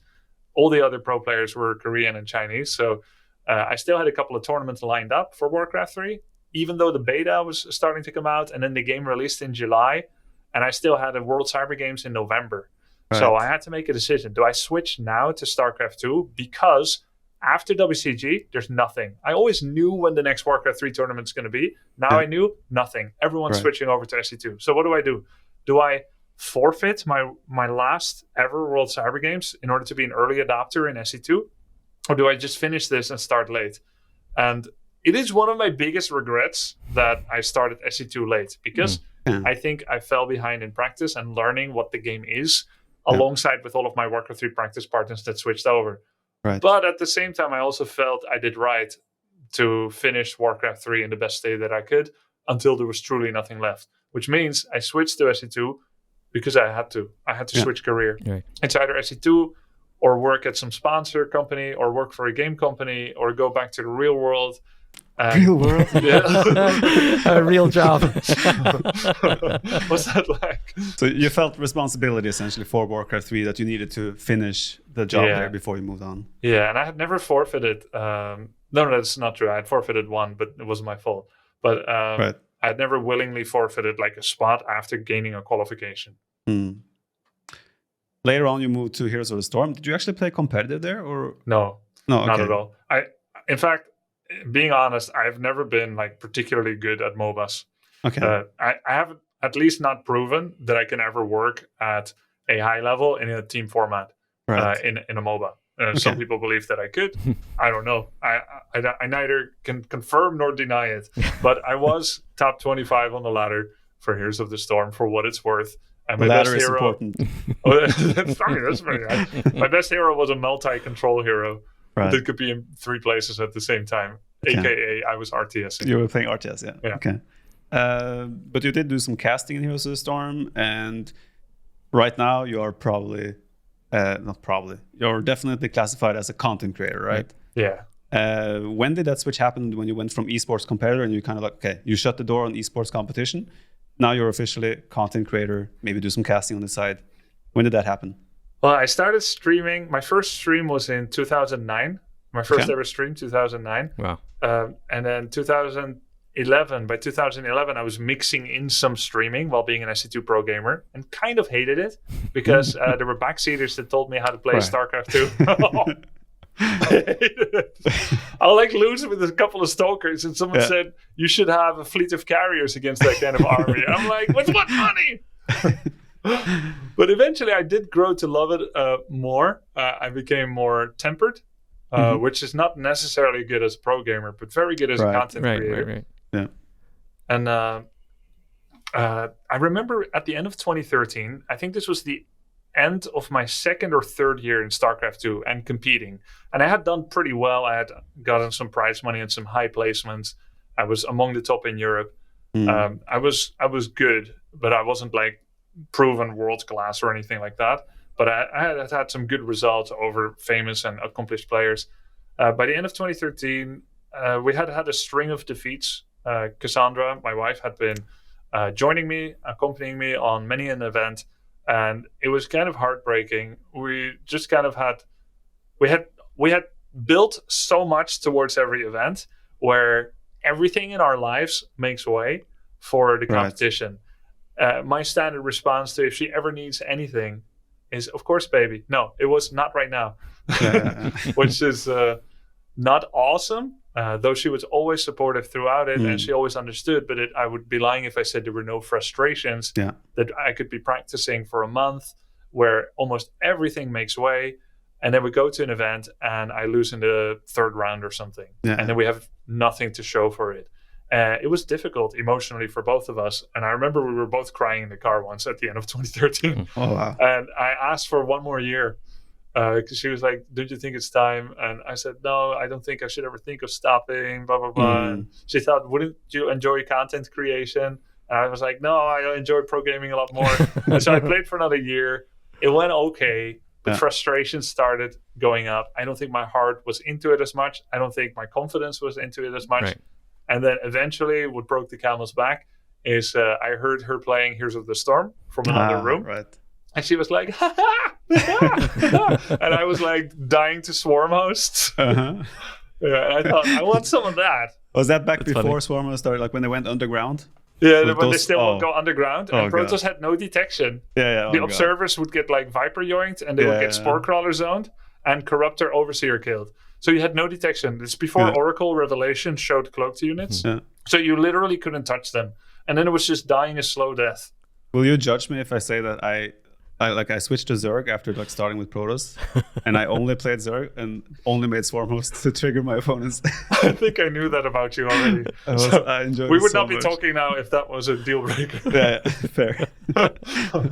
Do you miss competing? Not really. Okay. No, I feel like I've gotten out of it what I wanted to get out of it. Okay. The reasons that I once competed specifically, it's not that I'm not competitive ever now, like board games or it's a different level about though. streaming. Yeah. The reasons I was competing actively in tournaments in strategy games aren't there as much anymore. Right. And the reasons not to do it have gone up. Right. Yeah. Makes sense. So I don't miss it, but I do fondly remember all of it. Yeah. So Warcraft 3 is still a big part of your content on Twitch for sure, but you've been trying a couple of new games, right? So you've tried Dota 2 with huge success, I might add, and a lot of other games. So where do you see your future right now? You want to try to be a little bit more variety streamer, or you're still going to focus mainly on Warcraft 3 and a little bit of other games here and there? How do you envision your future right now in terms of content? Yeah, I think right now I'm kind of pseudo variety. Okay. So it's not variety as in new game comes out, I'm there with all the other boys and girls, right? New game, this is the hot new thing everyone's talking about, and we'll play it for as long as viewership is good. Or maybe you have the philosophy that you finish a game, you're known as a game finisher, right? Not everyone is a game finisher. Traditionally, I usually have not been, but I will be for Elden Ring if I can, because it's difficult. Dude, I've been watching this huge streamer. What's his name? Kai Cenat? Kai Cenat. Yeah. The guy has been streaming like 140 hours straight. I mean, he sleeps in between, but he streams the sleeping. This new generation, I don't understand. In any case, the guy is grinding. It's kind of endearing watching him really struggle, and then the way he celebrates when he beats like a really difficult boss or something like that. For sure, yeah. And Elden Ring is a fantastic game. I think I'm kind of pseudo variety. I do have to play games that people like to watch. Otherwise, you're not really a streamer. You're just indulging, right? And I do think that there should be a mixture of indulging, as in the sense that you need to be passionate about what you're doing. Everything succeeds and fails with that as a creator. Yeah. Just trying to chase the clouds without the passion. You have to be a very good liar in order to make that work, right? And I'm not able to make it look authentically interesting if I'm not passionate about it. So I have to be selfish to be altruistic to a degree. I have to be enjoying it, but I also have to find something else that people enjoy. So it's not true variety, but it's pseudo variety. Audience interest means I get to fully dive into things, which I still love diving fully into games. So there's a lot of pros and cons being a live streamer, as I can also say myself, right? You have great moments where you feel like massive support and all that stuff. And you have sometimes lesser known moments, right? Where you feel like, okay, viewership wasn't great today. My sub count is going down, things like that. How is your mentality around that? Like, how do you deal with the moments where it's a little bit worse, right? Personally, like sometimes, like I have grown to the point where I'm like, I know the support is there at all times. Sometimes it feels a little bit less, but it always comes back, I feel like. Unless you obviously fall off a ship and just like diminish, right? But how do you deal with those moments where it's like not the greatest, right? I'm not sure I deal with it that well, as in just I'll just feel bad for a bit. Okay. And then I go to sleep. And then I feel a little bit less bad when I wake up. Right. It never goes away, right? That. Yeah, it's not easy. A lot of it is conditioning. Humans get used to almost anything, bad and good. And overall, we have it so good. And I'm so grateful for that. And even if you're always grateful for something, you can still forget that sometimes. And when your viewership or your sub count was a little bit less than it was a month ago, even though you know that you are so privileged, grateful, you got used to something, right? And you felt like you were on clouds, and then afterwards you're like, well, it's less than before. Is there something wrong with me? Does my content suck? Have I become uncreative? Do I need a break? Am I still on the right track? Am I falling off? Yeah, you get those thoughts sometimes, right? It's not It's not easy, and sometimes you need a break. And I think generally content creators don't take a lot of breaks for themselves. Mm-hmm. It is set up. I think it naturally forms in a way. I don't think someone specifically set it up. I don't think Twitch has contributed towards it a bit, perhaps, like Twitch leadership. But I think ultimately it's a natural result of there is a almost limitless resource of audience interest out there in the world, which means that you could almost limitlessly commit yourself in time and energy to trying to interest an audience. And therefore it is very easy to forget that you still need breaks in order to be creative, entertaining, funny, resilient, patient, etc. Energetic, positive, usually, right? Or depending on your style, not always. I gotta remember to be salty, negative. That's what my viewers like. That's the issue as well with live stream, right? You live and die by your content, right? Your success is kind of up to yourself, and the amount of hours can often lead to, like, the more hours you put in, the more rewards you get. But it can also be long-term and negative, right? So it's a hard balance to strike as a content creator. Yeah, and how do you feel when you see your YouTube says 10 out of 10? Which, by the way, for normal people, 10 out of 10 is great. Right? For YouTubers, 10 out of 10 is like anathema. the last 10 videos. The analytics. It's ranked 10 out of your last 10. So it's shit. You're going down. Essentially, No, it's just one of the things you have to deal with, right? Do better next time, I guess. That's the beautiful thing as well with content, right? I can post a video that I think, this was just a shit video. I just put it up there just to get some content, and then that rank 1, the best video ever, right? And then you put most effort into a video and you upload it, and it's like, and it bombs. It's ridiculous. It's horrible. What is your shittiest, most viewed video? It's the most viewed video I have on YouTube, which is like just a Korean tower rush, like back on Woobly days. We played on Woobly back in the day on the original Age of Empires. It looks horrible. My stream quality is really bad. I just do this stupid tower strategy, and it's like, for some people, for some reason, it has just gotten the views it has. I can't explain it. It's just one of those things on YouTube. How many views does it have? I don't recall right now. A couple 100,000. I don't know. I don't think I've reached the million numbers. I'm checking right now. But yourself, you recall a bad video you have that has good success? Yeah, I had a really boring title and a boring thumbnail. It was something like 2 versus 2 on Phantom Grove. And I think it has 600,000, 300,000, or 900,000 views. I don't know exactly how much. And the title was so analytic, which is how I like my titles, but it's not how YouTube viewers like their titles. Right. It was like 2v2 at Phantom Grove - line Grubby - Warcraft 3 to such a clickbaiter.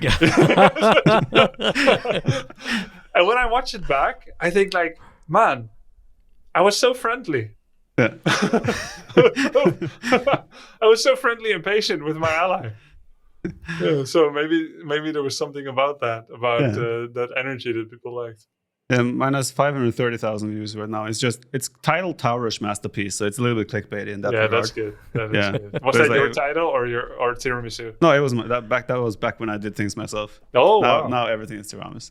Tiramisu. Yeah, that's funny. Yeah. Grubby, we have not a lot, but we have a couple of professional players that are right now trying to make it full time in the scene. And in our scene, tournament prize money is usually not enough to make a living, especially not in a Western country. So, do you have any advice for people that are now starting? They're very good players, they're excellent at the game they play, but it's not enough to get enough of an audience to make this thing a full-time job. So do you have any advice for these people that are trying out to make Twitch and this whole content creation a full-time job? Yeah, I'd say do what I did ever since I started in Warcraft 3, 2003. Remember that it is an audience-driven sport, so it's not good enough to be good. Being good and then streaming and getting some prize money, I think that's a really good start. There's always more you can do. In a way, our goal is to show the beauty of the game that we play. And we can do that in our own way. Some people will do without commentary, without webcam. They just play. They play at really high level. And then your business card, let's say your interest to people, the way that you make people feel good and to entertain them is just your skill level, right? That's what they watch. But you can also do strategy articles, YouTube guides, funny little YouTube skits. There's a lot of ways you can diversify these days. There's a lot of different platforms. Age of Empires 2 lends itself well to both funny game modes, role-playing content, collaborative content, single player. There's so many different things you could do. But at the end of the day, if you can make people laugh or you can teach them something they didn't know, then I think that's going to tie things more together to become like a more fully fledged content creator, and not just put your head down, stay in the proverbial basement and do some pro gaming gameplay.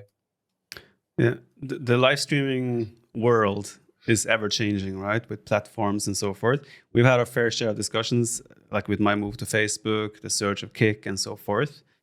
What are your current thoughts on like the direction of streaming? Like Twitch obviously made a lot of changes, and there's another change coming soon where all Prime subs will have a lower value and different value, for example. And a lot of people argue Twitch have made a lot of bad decisions over the last couple of years, but then there's now starting to become a little bit more positive again. What are your thoughts currently on the environment of live streaming and their platforms? I think Twitch has been doing more W's than before sometimes. Sometimes as a creator, our income is going to have suffered over the last 5 or 10 years. If you believe Twitch, which many people do, and I'm not smart enough at like reading public records or understanding companies or anything to know if it's true, but let's say it's true. Twitch says they're not making a profit right now. Yeah. So they need to run more ads. And they've been incentivizing streamers to run ads. And I've resisted it for a long time. I remember there was one conversation where I and 5 other Twitch streamers had been invited to sit down with the former CEO and the now CEO, who back then was the COO, I think, the coup. Right. And we were sitting on the table and they were talking about, running ads. And one of the streamers said he doesn't want to run any ads at all. Because he thinks it's very bad for his viewers, etc. And of course, I think any streamer feels the same about that. We prefer to get the same revenue as we always do, but without any of the ads, because it's bad for viewers. And then the Emmett Shear, who was the CEO, he was fairly direct to the guy. He's like, okay, then how do you propose that we don't lose a lot of money on your channel? Because there's a lot of server costs, there's data transfer costs. Would it be okay if we keep 100% of your sub revenue? You kind of put him on the spot there, which made the room feel was he okay with it? I don't think he was. Yeah. Okay. Go figure. Yeah. So, I was resisting running ads, and partially because I don't think it was a good experience for viewers, and partially because I'm afraid like maybe they won't watch anymore. Yeah. And I don't want to stop talking while I'm explaining something when I run ads. I hated pressing the button. I had a contract where I had to press the button. Since then, I've automated it. Twitch has created an incentive for creators to automate it. Yeah. They're giving better rates if you automate it than if you press it manually. And then they can give better rates if you run more per hour, total amount of ads. And so that button is always there, looming and incentivizing us. And rather than just thinking of it as like, okay, maybe I could do it or should or whatever, I'm also thinking if Twitch really isn't making a profit, then none of this is guaranteed to last. And YouTube is not interested in becoming like a super big player, it looks like, in live streaming, because VOD content will probably always be their number one priority, which means they don't even want to muddy the water too much by splitting themselves off into a fully fledged live streaming platform. Not to say that it doesn't happen. There's loads of live streaming there, right? Yeah. But many people that use Twitch don't prefer to watch on YouTube. So, and then you've got Kick, where a lot can be said about Kick that I won't say. And then you've got Twitch, right? So I think if none of this is guaranteed, maybe I should also do my part of trying to make this sustainable. And I think Dan Clancy, the new CEO, I don't get bad vibes from the decisions he's been making. He seems like a real dude, making some good decisions. Yeah. And it's true, Prime revenue has gone down. For example, Turkey Twitch Prime sub, I think, is 9 cents for a streamer. It's ridiculously few, yeah. And as a streamer, you don't know if someone like does a Prime. I mean, I don't want to think. Is it 9 cents or $2.55? Yeah. Right. If you start thinking about that, and forget it. Right, you're gonna be. It's the same with gifted subs, right? A person from Germany could get 5 subs to me, and a person from Turkey could get 50 subs, and I'm like, by default, being more thankful towards the 50 gifted sub guy. Yeah. But that could in reality be way less value for me than the 5. Like, it's right. a bit of a and then weird there's dynamic. That's the value for you. And then there's like the value to someone. Because like someone that gifts $100, taking away the uncertainty of the Prime sub, they might have 10,000 in their bank, or they might have 100,000 or 10 million. Are you more appreciative if it's a larger part of their right? At the end of the day, like, you cannot get too calculative with any of this. Of course. Just the fact that they are already voluntarily supporting is gonna, it's just has to be more than enough, right? Yeah. It's amazing that they even do that. Yeah, and if we think about it, live streaming today as well, it's still a new business, right? You don't have anyone that is in their 60s. Oh yeah, I did live streaming my whole life, you know? Yeah, that's not a thing, right? Is that gonna be you? No, that's where I've always thought. People always ask me, like, what are you gonna do after streaming? And I'm like, wait, am I gonna stop streaming? That's what do you mean after? Yeah, exactly. Like, that's the thing. Like, I haven't seen anyone like finish their active work life as a streamer, right? No, the thing is, we're the first generation who's going through, and it's probably going to be playing computer games until the end of their lives, right? I remember when I was like 15 and I was playing computer games the whole day. Well, when I become a grown-up, I'm going to stop playing computer games, of course. I'm going to be a grown-up. I'm going to get a job, stuff like that. So I think we're going to be the first generation where a lot of us are going to keep playing computer games, and that's why you're going to keep having an audience. That's my prediction here. I don't know how people feel about watching an old guy on Twitch. That's the thing, right? We don't know. Yeah. But if you have had an audience grow up with you, essentially, right? Let's say you have an audience that has watched you for 20 years. Are they suddenly going to stop watching you because you are older? Yeah. Well, stagnation is decline, because some people stop watching due to personal reasons. And then will new people start watching? New people of your own age that had never watched before but now start, possible.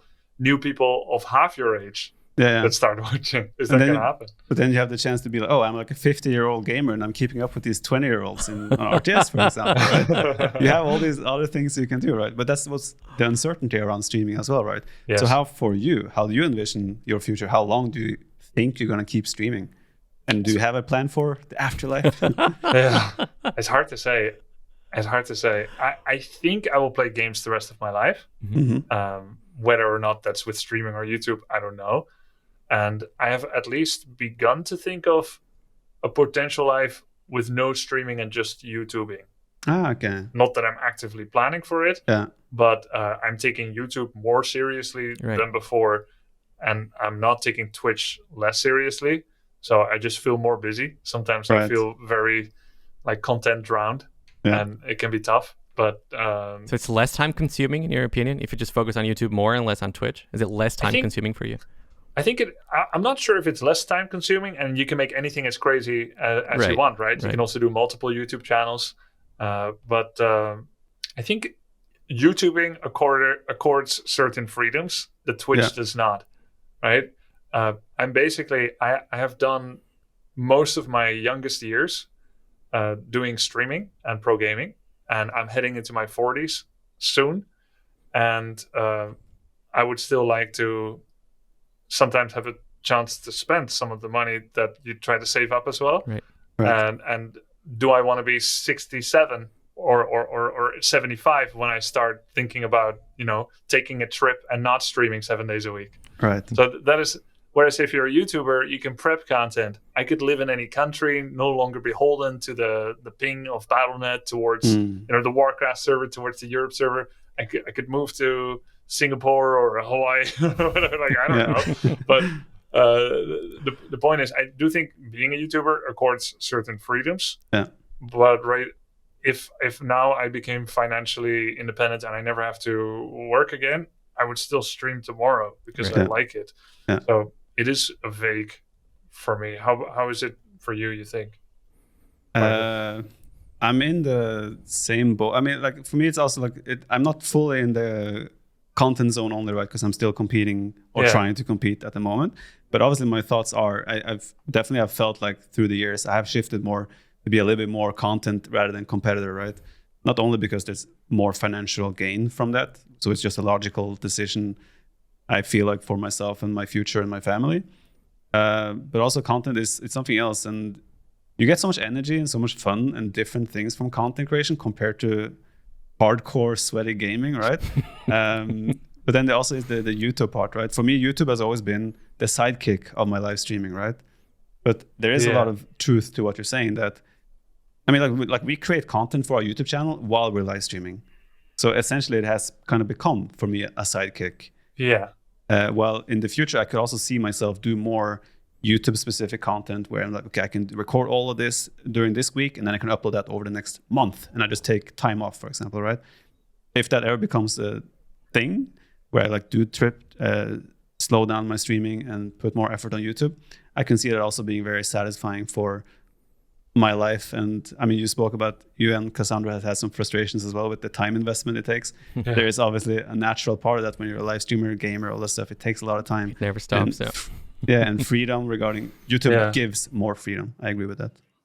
We used to have this thing where people can use channel points on Twitch, right? And then we send Christmas cards around. Yeah, I remember that. We did that for a couple of years. Where's my card? Yeah. I'm just kidding. It got lost. Yeah. Oh, okay. So you said you were almost 40. Did I hear that right? You're a freaking vampire? No. I hope to eventually transition to 40. Yeah. I'm very far away from it. You look like 20 or something. Wow, that's crazy. I'm 38. Yeah. I want to say one thing. You probably expected us to ask you about Autofarm as the most recent drama. Yeah, I thought we'll talk about it. We were thinking about. We actually discussed talking. You don't want to hear. You don't want to hear about it. You already made a video on it, so we thought we'd rather mention it and direct people to your video about it if they want to have your opinion, because I think grow your content. Or probably too much has been said about Autofarming. I'm on that boat, absolutely. Autofarming is one quality of life streamlining change that could be part of a list of dozens or hundreds. If you do all of them, there will be almost nothing left to do manually. And for every one you do, some people will be able to focus more on their core fantasy, their core enjoyments, while skipping a tedious task, whereas some people will have lost part of what they think is the most fun. I think all of these changes have a risk, and I don't think there's a right or wrong answer. Yeah. I just think that in this particular case, since the developers have made a decision and have showed that it is possible, the cat is out of the bag, and I think you can't really put it back in anymore, because henceforth it will be known as an artificial limitation now that it is possible. And ultimately, I think the developer's vision should remain important, even if it seems like a game has become public property since it lives so rent-free in so many of our hearts. Now it's just time to adapt. And I did like the functionality in Age of Empires 4, and I don't have the nostalgia about doing it manually in Age of Empires 2. So I don't mind it. But I think there's some also more important focus areas, like the attack move and the control group toggling. 100% agree. And pathing. Don't forget pathing. I don't mind. I didn't play with bad pathing. Just say pathing as well, please. Pathing too is a very important issue that I feel strongly about. Thank you. That's the perfect way to stop this. All right, Grubby, listen, man, this was awesome. We thank you so very much for your time. And I hope I can soon tune into your stream and see some Age of Empires 2 in there, huh? How about that? It's an awesome game to watch. You just admitted it. Age of Mythology Retold is coming, and I have already extended an invitation to Grubby to do some content there, so we'll see what happens. Ooh, let's play it. I see that's coming. Yeah. Thanks for having me, Nelson. Absolutely, Grubby. And I had you as well. Yeah, well, we're co-hosts. We're co-hosts, Thank you, Grubby. Thank you very much, Grubby. It was awesome. Bye-bye.